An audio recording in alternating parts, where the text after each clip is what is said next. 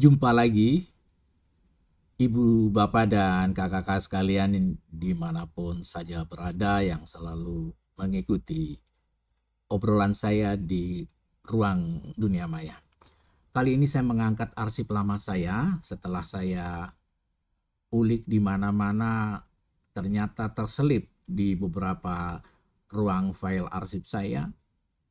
Saat itu saya diberi kepercayaan untuk menyampaikan pokok-pokok pikiran terkait dengan era kekinian yang diundang oleh Universitas PGRI Ronggolawe Tuban, di Tuban tentunya. Dan yang saya sampaikan adalah beberapa hal yang pernah saya ketahui, yang saya dapat, bahwa era kekinian itu harus disambut, tidak boleh dihindari. Demikian sebuah kuncinya.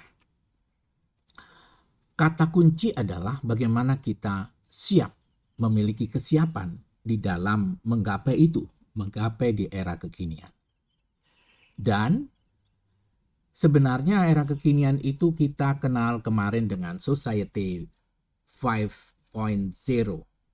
Jadi 5.0 itu adalah sebuah gerakan, jadi moving towards ke 5.0 itu adalah sinergi sebetulnya antara manusia sebagai suprema kehidupan dengan teknologi sebagai hasil karya dari manusia itu sendiri. Nah, sebenarnya Society 5.0 adalah perkembangan dari suatu ancangan yang kita kenal dengan 4.0 itu, dan ini akan kita teropong bersama-sama. Kita ingat bahwa Industrial 4.0 atau 4.0 yang saya maksudkan adalah berkelanjutan setelah orang melihat ketika teknologi mulai mendominasi, ini ketakutan manusia teralienasi atau terasing dari dunianya. Maka harus disapa dengan menetapkan manusia sebagai suprema. Oleh karena itu, antara pikiran-pikiran dengan manusia yang telah membuatnya tidak boleh bertentangan. Maka disinergikan menjadi 5.0 antara human dan teknologi. Sebenarnya adalah sebuah kelanjutan. Sekali lagi, manusia tetap suprema. Jadi tidak bisa manusia digantikan oleh mesin buatannya.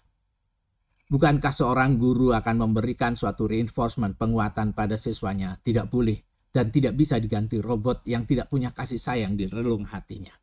Maka manusialah supremanya.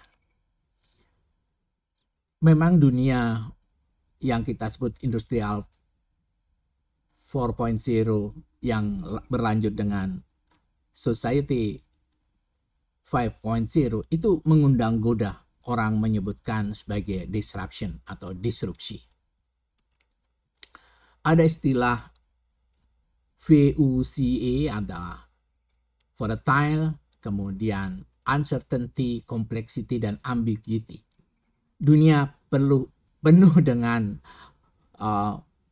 sebuah tantangan yang disebut dengan tantangan-tantangan penggoda yang disebut dengan disruption. Nah, semuanya jadi volatile, seperti halnya roller coaster. Tiba-tiba naik, tiba-tiba seketika itu juga turun. Jadi orang harus mengalami ketidakpastian dan sangat kompleks, serta semuanya bermuka dua atau kita sebut dengan ambiguity. Disruption yang penuh goda itu perlu kita berpikir, yaitu melihat kembali, rethink, berpikir ulang, kemudian reimagine, yaitu kita harus melakukan suatu perenungan dengan imajinasi tinggi, kemudian karena menemukan sesuatu, reinvent, dan sebagainya. Itu gambaran yang harus dikedepankan di era kekinian. Kita harus ready for VUCA.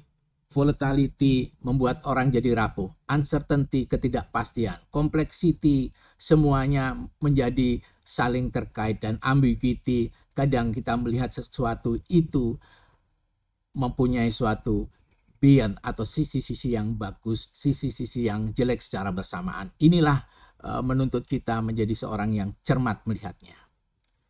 Kemudian era kekinian harusnya seorang dosen, harusnya seorang yang berada di kampus atau perguruan tinggi itu menjadi pribadi yang ampuh, bukan pribadi yang rapuh. Ini kita lihat ketika kita menuju ke bandara, barang-barang yang kita masukkan dalam bagasi ada tulisannya fragile. Fragile. Fragile artinya adalah mudah pecah. Kita tidak boleh mudah pecah, tetapi bertahan, memiliki agile, suatu kelentingan dalam menjawab suatu tantangan yang tiba-tiba.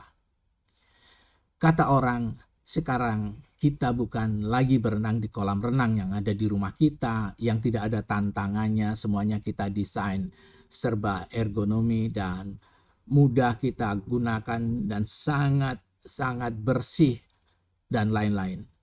Tapi kita sekarang itu dengan VUCA itu kita ibarat berenang di laut lepas yang ditemani hiu ganas.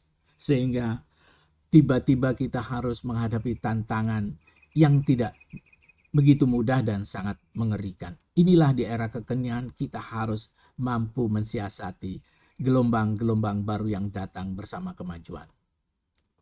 Sebuah payoff profesionalisme adalah yang harus diberikan. Nilai bayarnya adalah profesionalisme. Tanpa profesionalisme, saya yakin bahwa itu tidak bisa. Profesionalisme terkategorikan sebagai seorang orang yang memiliki expertise atau expertise, keahlian.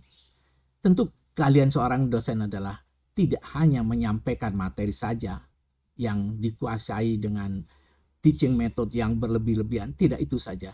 Tapi juga dituntut memahami subject matter, apa yang harus disampaikan.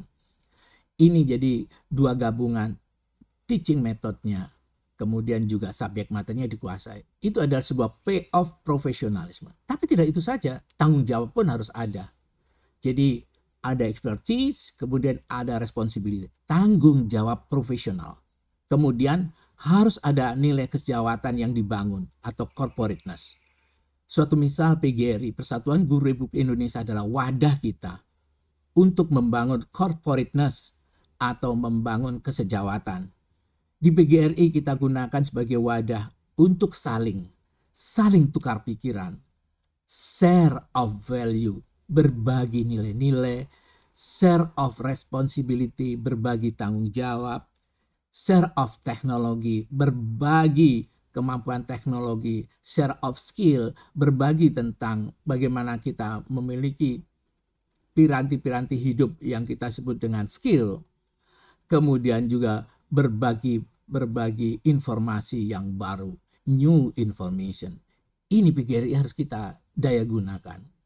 Kita harus lakukan itu dan kita harus percaya diri bahwa PGRI adalah tempat itu bukan hanya organisasi belaka, tetapi menjadi kawah candra di muka kita untuk mengasah pikiran kita, untuk mengasah tanggung jawab kita.